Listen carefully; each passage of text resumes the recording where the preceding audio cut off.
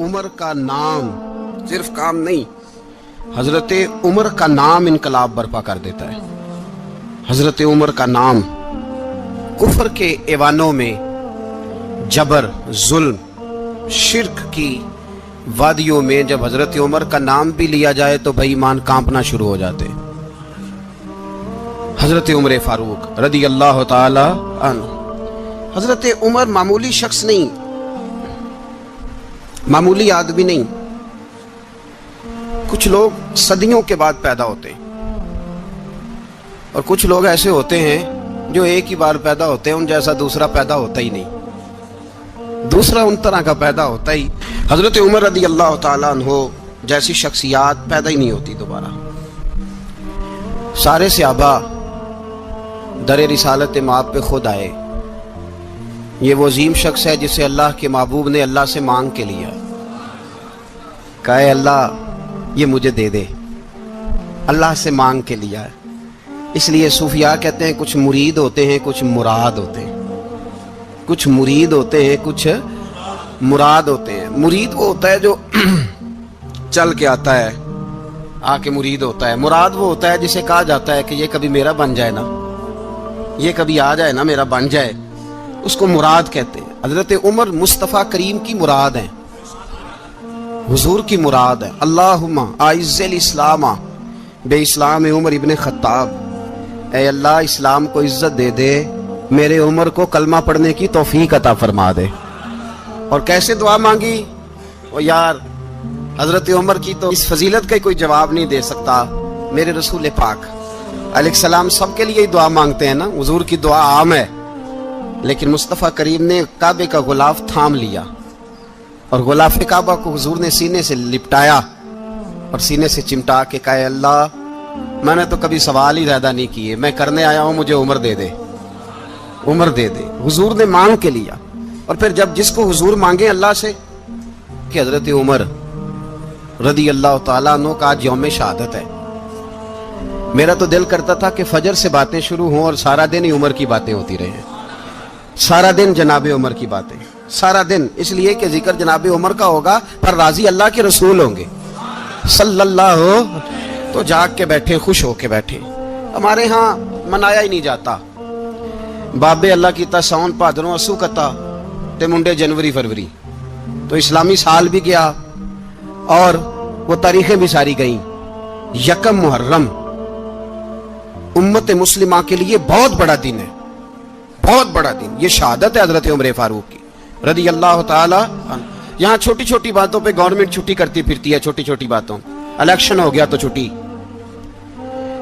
فلاں جگہ پہ تھوڑا سا کسی نے خبر دے دی کہ کوئی پریشانی ہے تو چھٹی، فلاں جگہ یہ ہو گیا تو چھٹی، یہاں تک کہ فلاں وزیر صاحب فلاں علاقے میں آئیں گے تو سارے علاقے کو چھٹی۔ اور اب تو اس سے بڑا حال ہونے لگا ہے، اگر جن لوگوں کی سندھ میں حکومت ہے ان کے لیڈر کا دن آیا تو اس دن چھٹی، اور جن کی پنجاب میں حکومت ہے ان کا دن آیا تو چھٹی۔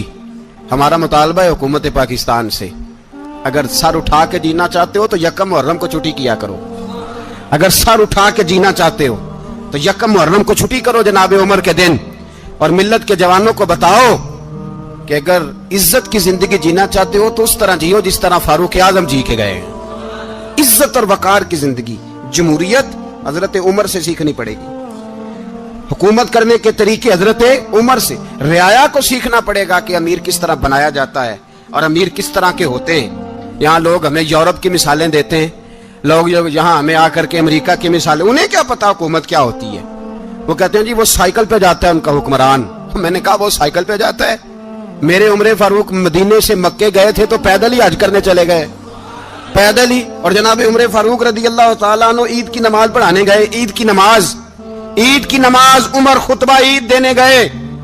اور اس زمانے میں کون سا غریب ہے جو ننگے پاؤں جاتا ہو؟ کون سا غریب ہے جو مسجد ننگے پاؤں جاتا ہو؟ لوگوں نے تو 3 قسم کی چپلیں رکھی ہوئی ہیں، ایک مسجد جانے کی علیحدہ ہے، گھر پہننے کی علیحدہ ہے، شادی بیاہ پہ جانے کی چپل علیحدہ ہے۔ حضرت عمر فاروق رضی اللہ تعالیٰ عنہ نکلے عید کا خطبہ دینے کے لیے تو بیوی سے کہنے لگے جوتا، اس نے کہا صاحب اتنی دفعہ ٹوٹا ہے اب گانٹھا نہیں جا سکتا، اتنی دفعہ ٹوٹا ہے کہ اب دوبارہ پیمند نہیں لگ سکتے۔ حضرت عمر کہنے لگے چل کوئی حرج نہیں ہے، بغیر جوتے کے ننگے پیر ہی چلتے ہیں۔ कोई अर्ज नहीं। तो कहने लगे लोग क्या कहेंगे? फरमाया चुप कर। लोग, जिस दिन उमर ने ये देख लिया ना लोग उसके बारे में क्या कहते हैं, उस दिन उमर उमर नहीं रहेगा। तो कहा फिर आपका नजरिया क्या है? फरमाया मेरा नजरिया ये है कि रब रसूल मेरे बारे में क्या कहते हैं। लोगों का क्या है? लोग कल किसी के बारे में कुछ कहते हैं और परसों कुछ कहते हैं। मेरा नजरिया ये है कि रब रसूल मेरे बारे में नंगे पैर उमर जा रहे हैं। कौन जी? मैं बड़ा माड़ा। अच्छा जनाब, क्या क्या गुर्बत है? 10 किस्म के जोड़े लटके हुए हैं कमरे में और पहनने की फुर्सत नहीं। सवेरे क्या पहनना है, शाम क्या पहनना है, 15-15 सूट इकट्ठे इस्त्री होके लॉन्ड्री वाला भेज रहा है और तू गरीब है। तू बहुत बड़ा गरीब है, इसलिए कि गुर्बत पैसों की वजह से नहीं होती, गुर्बत तो दिल की होती है। तू वाकई बड़ा गरीब है और तू गरीब ही रहेगा। अमीर तो उमर फारूक थे, उमर फारूक थे जो नंगे पांव चले गए ईद की नमाज पढ़ाने। तो रस्ते में जो मिला कहने लगा उमर जूता तो पहन लो। फरमाया तुम्हें उमर का जूता ना पहनने का नक्श तो नजर आया है, कोई अर्ज नहीं। अगर उमर को कभी बताना हुआ तो वो वाला नुक्स बताना जो उमर की सीरत में पैदा हो, किरदार में पैदा हो, वो वाला नुक्स बताना। ये छोड़ो जूते आते जाते रहते। नंगे पांव गए, पांव धोए, नमाज पढ़ाई, लौट आए। ओ भाई यहां तो हमारा बनाव सिंगार उतरना, जितनी तवज्जो कपड़ों की तरफ है इतनी तवज्जो कभी हमारी इल्म की तरफ होती ना। जितना ज़ौक शौक हमारा बनाव सिंगार की जानिब है, इतना बनाव सिंगार कभी हमारा इखलाकियात की जानिब होता तो मामलात बड़ी हद तक संवरे हुए होते। हजरत सैयदना फारूक आजम रज़ी अल्लाह तआला अपनी जिंदगी को तरतीब दिया। एक दिन भी खिलाफत नहीं मांगी अल्लाह से। हजरत औफ बिन मालिक अशजई एक सहाबी हैं। हजरत औफ बिन मालिक रज़ी अल्लाह तआला अन्हु फरमाते हैं कि जनाब अबू बकर सिद्दीक का जमाना था तो मैंने ख्वाब देखा। मैंने ख्वाब में जनाब उमर को देखा और मैंने देखा कि कोई कहने वाला कह रहा है कि उमर वो है कि अल्लाह के रास्ते में कोई इसे जितना मर्जी बुरा भला कहे ये परवाह नहीं करता। किसके रास्ते में? बोले सारे। इसका मतलब है अल्लाह के रास्ते में लोग बुरा भला भी। कुरान मजीद ने कहा वला यखाफून लौमत लाइम, कुछ लोग ऐसे हैं जो बुरा भला कहने वालों की परवाह नहीं करते। आप यकीन करें अगर परवाह शुरू हो जाए ना तो दीन का काम खत्म हो जाए। ना कोई तकरीर करे, ना कोई तदरीस करे, ना कोई पीरी मुरीदी करे, खत्म हो जाए अगर बातों की परवाह हो। लेकिन वो परवाह, हजरत औफ बिन मालिक अशजी कहते हैं मैंने ख्वाब में देखा कि उमर वो है जो किसी की परवाह, और दूसरी बात मैंने ये देखी कि उमर खलीफा बनेगा, और तीसरी बात मैंने ख्वाब में ये देखी कि उमर शहीद भी किया जाएगा, उमर शहीद भी होगा। ये मैंने 3 बातें ख्वाब में देखी। फरमाते हैं मैंने आके ख्वाब हजरत अबू बकर सिद्दीक को सुनाई, वो खलीफा थे। वो कहने लगे ठहर जा, मैं उमर को बुलाता हूँ, उसके सामने दोबारा सुनाना। उसके सामने फरमाते मैंने बुलाया हजरत उमर फारूक को, आके बैठे। ख्वाब शुरू हुआ का एक बात तो मैंने ये देखी कि आप मलामत करने वाले की परवाह नहीं करते, दूसरा आप खलीफा बनेंगे। जनाब उमर कहने लगे चुप कर, अबू बकर के सामने ही कह रहा है, चुप कर, खलीफा के सामने ही कह रहा है। तो अबू बकर सिद्दीक कहने लगे उमर इसे कहने दो, मुझे लगता है रब की रजा यही है कि मेरे बाद अगर मुस्तफा का मिंबर मिले तो उमर को मिले, इसे कहने दो। यार यहां तो लोग डींगे मारते हैं, यहां तो लोग दावे करते हैं मेरे सामने फलाने को भी बिठाओ, फलाने को भी बिठाओ, उसको क्या पता, इसको क्या पता, ये तो बढ़के मारने का दौर है। हजरत उमर रज़ी अल्लाह तआला अन्हु को तीसरी बात कही। हजरत औफ बिन मालिक ने कहा आप शहीद किए जाएंगे, मैंने ख्वाब देखी है। नेक लोगों के ख्वाब बड़ी हद तक सच्चे होते हैं। कहा मैंने ख्वाब देखी है। तो हजरत उमर कहने लगे शहीद तो दलेर लोग होते हैं, शहीद तो दलेर, जिसे सारा जमाना दलेर कह रहा है वो अपने बारे में क्या कह रहा है? कहते हैं शहीद तो दलेर, मैं तो काहिल सा आदमी हूँ, सुस्त आदमी हूँ, मैं तो इतना काम ही नहीं करता, तो ये ख्वाब तूने जो ठीक देखा है ना फिर से देखना। तो अबू बकर सिद्दीक फरमाने लगे आजिज़ी ना कर, इनकिसारी ना कर, तो जो कह रहा है ठीक कह रहा है, लेकिन मुझे सुन के शुक्र भी हुआ है और अफसोस भी हुआ है। अफसोस इस बात का कि तेरे जैसा बतले अजीम चला जाएगा, और शुक्र इस बात का कि रब तुझे जिंदगी भी एजाज वाली देगा, और शहादत की मौत दे के अल्लाह तुझे मौत भी इज्जत वाली अता फरमाएगा। अल्लाह मौत भी तुझे इज्जत वाली देगा, तुझे काहिलों जैसी मौत अल्लाह। हजरत फारूक आजम रज़ी अल्लाह, भाई यहां तो इस जमाने का सबसे बड़ा मसला प्रोटोकॉल है। लोगों को पता होता है कामिल पीर है, कामिल मुर्शिद है, लोग नहीं जाते। मैं किसी का मुरीद हो जाऊं, मेरा प्रोटोकॉल किधर गया?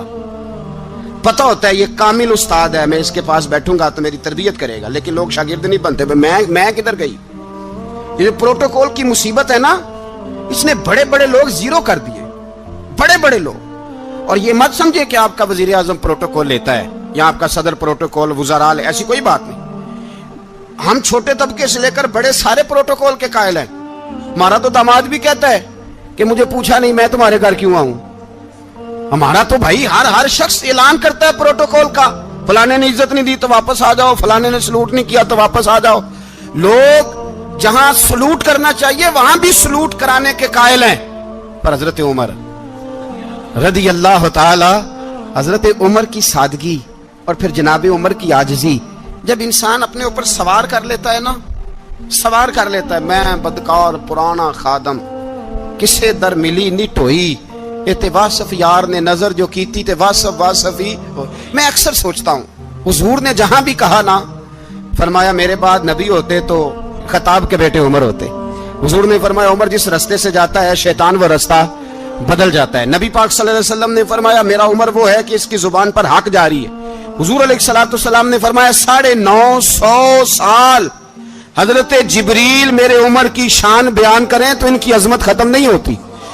950 سال جبریل عظمت بیان کرے تو ختم نہیں ہوتی. یہ بات ہے حضرت عمر کی. اور فرمایا عمر ابو بکر کی نیکیوں میں سے ایک نیکی ہے. یہ شان ہے اب عمر فاروق رضی اللہ تعالیٰ عنہ کی. حضور نے فرمایا میرے بعد نبی ہوتے تو عمر ہوتے، جس گلی سے عمر آئے شیطان رستہ بدل جائے.